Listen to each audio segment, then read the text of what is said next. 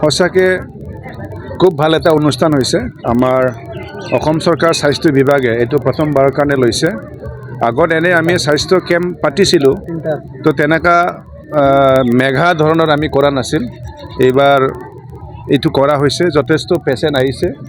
মই গম পাইছোঁ প্ৰায় 2000 নহয়, প্ৰায় 2000 আমাৰ ছাত্ৰ ছাত্ৰী বিল' 18 ইয়াৰ্ছ ইয়াত আহি পাইছে। আমাৰ তাত যথেষ্ট স্বাস্থ্য কেন্দ্ৰ আছে, কিন্তু স্বাস্থ্য কেন্দ্ৰ আছে যদিও চিকিৎসক অভাৱৰ বাবে বহুত আমি চিকিৎসা দিয়াৰ ক্ষেত্ৰত অসুবিধা হয়।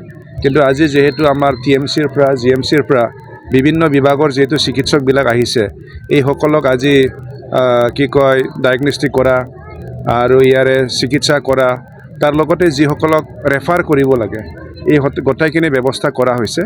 তো এইখিনি আমাৰ এই অঞ্চলত আমি মানে সুবিধা দিয়াটো যথেষ্ট আমাৰ দুখীয়া যিবিলাক নেকি পেচেণ্ট আছে তেখেতসকলৰ কাৰণে যথেষ্ট লাভান্বিত হ'ব, আৰু এইটো খুব এটা ভাল পদক্ষেপ হৈছে।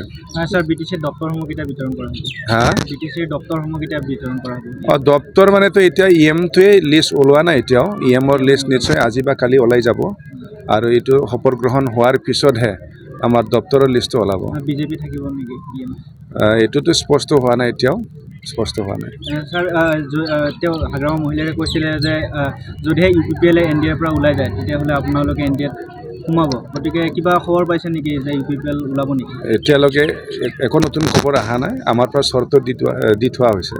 সময়সীমা বান্ধি দিয়া হৈছে নেকি কিবা BJP চৰকাৰ? সময়সীমা নাই, এইটো আমাৰ পৰা চৰ্ত এটা দিয়া হৈছে।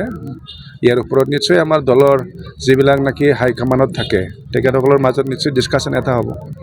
স্যাৰ ইয়াতে যিবিলাক চিকিৎসা কৰা হ'ব, যিবিলাক ৰেফাৰ কৰা হ'ব, সেইবিলাক সম্পূৰ্ণ বিনামূলীয়া হ'ব। তেওঁলোকক ফ্ৰী কিবাত লৈ যোৱা হ'ব।